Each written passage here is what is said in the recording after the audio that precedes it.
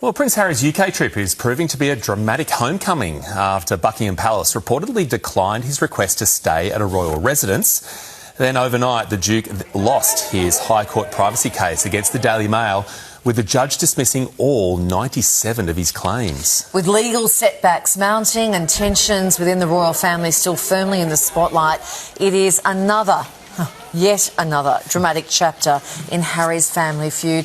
Royals commentator Angela Mollard has been closely following the Prince's movements. Lovely to see you, Ange. Yes. Great to see.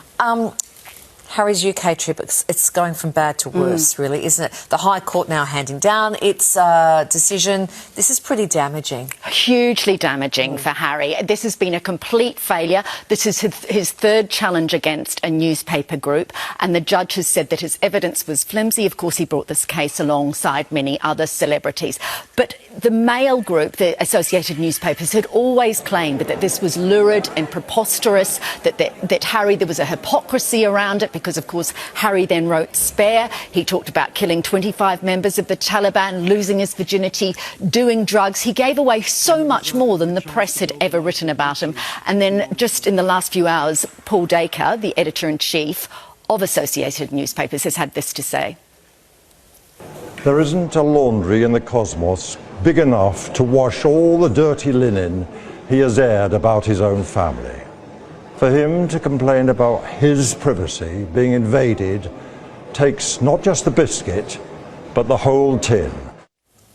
It reminds me of Justice Lee in the Bruce Lerman case. Now, I used to work for Paul Dacre for a decade. I know what those journalists have gone through over the last 4 years. Their reputations have been in question. Now, they've all been exonerated in this, but this is a $100 million case. And what happened is that when Harry thought about going and bringing these court cases, he raised it with the late Queen Elizabeth and with Charles and with William. They all advised him not to do it. And if you look at it now, the way Harry's gone about it versus the very elegant and strategic way that Prince William handles his media, largely now through his own channels, as we saw at the beginning of this week with the lovely pictures of Kate, that was the way that Harry needed to go. This is a complete mess for him. Is there some insinuation, though, that if the royals have been sort of, I guess, more accommodating and the information is coming from somewhere, that what Harry's been insisting that there is a passage of information from the royal family into the media, does that weigh into that now? Well, look, the claim was that it had to be unlawful information gathering, so bugging, hacking. What the court established was that the journalist just simply had great contacts and that Harry's team was leaky. There was one journalist on the very last day giving evidence who had been at a house party with Harry. Harry hadn't realised that she was a journalist. They had continued to have Facebook messaging between themselves afterwards. There was also the insinuation that they'd actually had a relationship. So he wasn't strategic in who he spent time with, as we saw when he played nude billiards over the years. You know, there's an immaturity to Harry and then a reactiveness. So to make the claim that journalists used improper methods was scandalous. Let's move on to the accommodation crisis. the Buckingham Palace, he's been offered a place to stay and that now he's not. This is a mess. Oh, this is, again, chaotic, petulant, inept. He hasn't given the King direction on whether he wants to stay or not. He said he wasn't going to on Saturday morning. Then he changed his mind and said he did want to stay. But the problem is Buckingham Palace is going through a whole lot of renovations, so staff are not necessarily working. You have to put them on to be able to accommodate a guest. The other thing was that the King and, of course, the Palace knew that this judgment was going to come out. And if you remember, when Harry lost the security claim, he went straight onto and did a BBC interview, and that's what, of course, the Palace would not have wanted, with Buckingham Palace as the backdrop, to be associated with Harry's court case. Do we know where he is staying while he's in Look, the he UK? could potentially be at all. He's in London, probably at a hotel at the moment. He's then going up to Birmingham.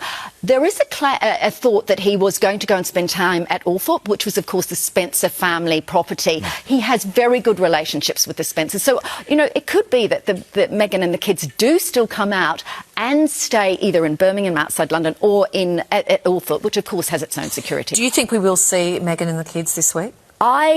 Look, we haven't seen them in Europe. To answer your question, Possibly, they so badly want that. Harry wants that for the connection with his father and for his father to see. The kids are 5 and 7 now, but Meghan wants it because of the relevancy, obviously. You have to have that royal relevancy. I don't know. If that meeting takes place between King and the kids, I don't think we'll know anything about it. But it could have been like that beforehand. They could have gone there, met the King, and it could have all been, revealed afterwards. Security issues, though, have been the reason that Harry's said that he's been reluctant to come back and has asked for support from the royal family. Is that part of the reason why Meghan and the kids may stay away? Absolutely, but they have full security if they stay in a palace. That's the issue. That's why the palace has offered it. It's an elegant solution to it. Look, security is always going to be an issue because it's taxpayer funded and Harry is not a working royal. So how do you justify to the British public, who are pretty angry at Harry and Meghan, to be honest, that you're spending their money on security? And look, that security risk is always being analysed. It's currently under review at the moment.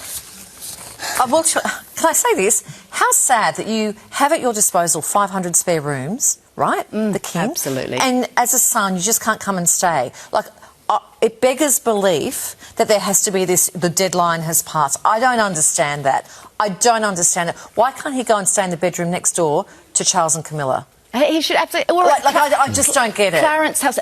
The reason why is because he doesn't have brilliant advice. When he was in his teens with William, they had Mark Boland as their advisor.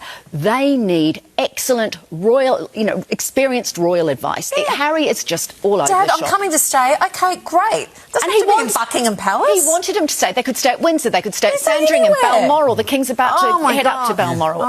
There's all sorts of places they could have stayed. Harry loved Balmoral when he was a kid. Why didn't they all just go up there? Why the fuss? Small selection of around 5,000 rooms to choose from. Thank you, Anne.